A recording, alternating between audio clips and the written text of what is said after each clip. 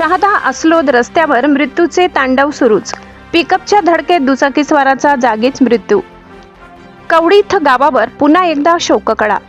आणखी किती जीव जाणार? शहादा रस्त्यावर अपघातांचे तांडव सुरूच. नमस्कार, आपण पाहतात परिवर्तन 24 न्यूज.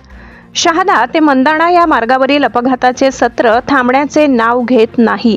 6 दिवसांपूर्वीच कवडीथ येथील एका तरुणाचा अपघाती मृत्यू झाल्याची घटना ताजी असतानाच आज पुन्हा डोंगरगावजवळ झालेल्या भीषण अपघातात कवडीथ येथील 53 वर्षीय रावण हंबर पाटील यांचा जागीच मृत्यू झाला. या घटनेमुळे संपूर्ण परिसरात हळहळ व्यक्त होत आहे. मिळालेल्या माहितीनुसार रावण पाटील हे शहादा येथून आपले काम आटोपून दुपारी 12 वाजेच्या सुमारास दुचाकी क्रमांक MH18-5122 आपल्या गावाकडे कवडीथकडे जात होते. दरम्यान डोंगरगाव जवळील खडी मशीन समोरून केडी भरून शहाद्याकडे येणाऱ्या मालवाहतूक पिकअप क्रमांक MH19AD2411ने त्यांच्या दुचाकीला जोरदार धडक दिली.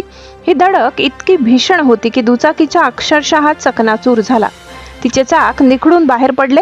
या भीषण अपघातात रावण पाटील यांचा जागीच मृत्यू झाला.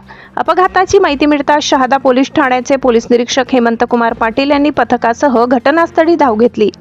त्यांनी तातडीने पंचनामा करत रस्त्यावरील वाहतूक सुरळीत केली. मृत रावण पाटील यांच्या पश्चात पत्नी, 2 मुले आणि 1 मुलगी असा परिवार आहे. एकाच आठवड्यात गावातील 2 व्यक्तींचा अपघातात मृत्यू झाल्याने कवडीथ गावावर दुःखाचा डोंगर कोसळला आहे. शहादा मंदाणा रस्त्यावर वाहनांची वर्दळ मोठी असते, मात्र येथे सुरक्षेच्या उपाययोजनांचा अभाव आहे. नागरिकांनी यापूर्वी अनेकदा गतिरोधक बसविण्याची मागणी केली आहे, परंतु सार्वजनिक बांधकाम विभाग याकडे जाणीवपूर्वक दुर्लक्ष करत असल्याचा आरोप ग्रामस्थांनी केला आहे. अजून किती बळी गेल्यावर प्रशासनाला जाग येईल असा संतप्त सवाल आता नागरिक विचारत आहेत. पाहत रहा परिवर्तन 24 न्यूज.